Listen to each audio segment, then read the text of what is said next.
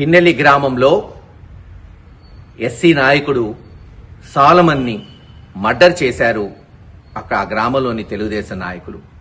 దీనికి పూర్తిగా అండదండలు ఎరపతినేని శ్రీనివాసరావు ఎమ్మెల్యే, దాచేపల్లి సిఐ భాస్కర్.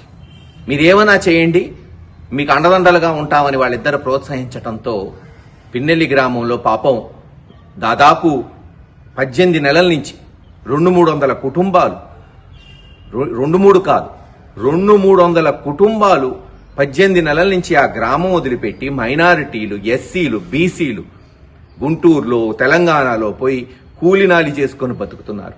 చివరికి మొన్న గ్రామంలో సాలమన్ అనే ఎస్సీ నాయకుడు గ్రామంలోకి ఏదో అర్జెంటు పని ఉంటిపోతే తెలుగుదేశం నాయకులు, అక్కడున్న లీడర్సు అతని మీద దాడి చేసి చంపబోతే పాపం హాస్పిటల్కి తీసుకెళ్తే పిడుగురాళ్ల, నసరావుపేట హాస్పిటల్స్ కష్టంగా ఉంది, ఇతను కాపాడటం కష్టం, గుంటూరు తీసుకెళ్ళమంటే గుంటూరు గవర్నమెంట్ హాస్పిటల్ తీసుకెళ్లారు. ఆ రోజే పోలీసులకు కంప్లైంట్ ఇచ్చాం, చంపబోయారు, 307 కింద కేసు కట్టండి అంటే ఇదే సిఐ ఎస్ఐ మాచవరం వాళ్ళని బెదిరించి 324 సెక్షన్ కింద ఆల్టర్ చేశారు. ఖచ్చితంగా వీళ్ళ మీద ఎంక్వైరీ జరగాలి, హైకోర్టులో వేస్తాం. వీళ్ళేదో అనుకుంటున్నారు, రేపు ఇవన్నీ ఎంక్వైరీ జరుగుతాయి రేపు వైఎస్ఆర్సీపీ ప్రభుత్వం వచ్చినాక. ఎలా చంపబోతే సెక్షన్లు ఆల్టర్ చేశారు. సెక్షన్ ఆల్టర్ చేయటం కాదు, మనిషి చచ్చిపోబోతుంటే అతను అసలు కోమాలోకి వెళ్తే అతని మీద కేసు పెట్టారు. మళ్ళీ ఇదే సిఐఎస్ఐ అతని మీద కొట్టాడని అతని మీద కేసు పెట్టారు. పాప దురదృష్టకరం. ఈ రోజున అతను మరి 3 రోజులు హాస్పిటల్లో పోరాటం చేసి ఈరోజు చనిపోయాడు. అతని కుటుంబానికి ప్రగాఢ సానుభూతి తెలియజేస్తున్నాం. రేపు పిన్నెల్లిలో దహనం ఉంటుంది, తప్పకుండా నేను వెళ్తాను. అన్ని విధాలుగా కూడా మరి ఆ కార్యక్రమాలు చేస్తాం. ఏది ఏమైనా వెంటనే పోలీసు వారు చర్యలు చేపట్టాలి. ఎవరైతే మర్డర్ చేశారో, ప్రోత్సహించారో సిఐతో సహా, ఎమ్మెల్యేతో సహా వాళ్ళ మీద యాక్షన్ ఉండాలి.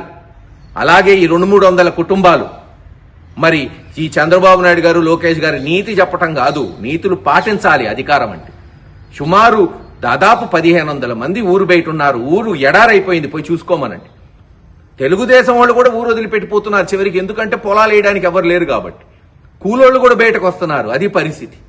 ఎవడో ఒక 5-6 పెట్టుకొని ఎమ్మెల్యే అక్కడ ఊరిని దోచుకుంటున్నారు. గంజాయి, లిక్కరు, అసలు డ్రగ్స్ అన్నీ అక్కడే తయారై అంతా గురజాలంతా పాకుతుంది. అక్కడి నుంచే అమ్ముతున్నారు. ఊరినే ఒక మాఫియా సిస్టమ్కి తీసుకొచ్చారు. ఇది పిన్నెల్లి పరిస్థితి. పోలీస్ యాక్షన్ తీసుకుంటుందా లేదా వాళ్ళకే వదిలేస్తున్నాం.